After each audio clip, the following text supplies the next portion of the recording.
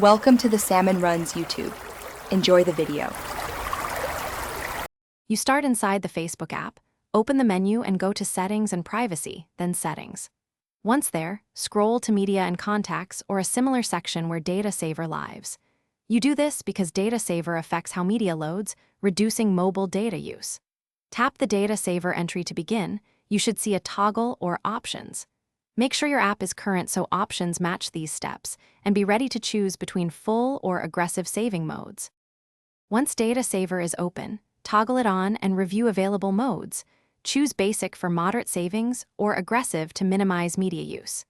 You should also disable video autoplay and reduce image resolution because those changes compound savings. If Facebook offers separate rules for Wi-Fi and mobile data, make sure mobile data gets the stricter profile.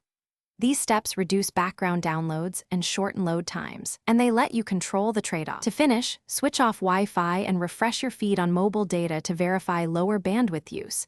You'll notice slower image loading and fewer autoplay videos. If settings don't apply, clear the app cache, force close Facebook, then reopen. Make sure toggles stick. If the Data Saver option is missing or broken, update or reinstall the app, because corrupted installs can hide features. One quick troubleshooting tip: sign out and back in before reinstalling to preserve account sync and settings continuity. Thanks for watching. Consider subscribing if we helped you.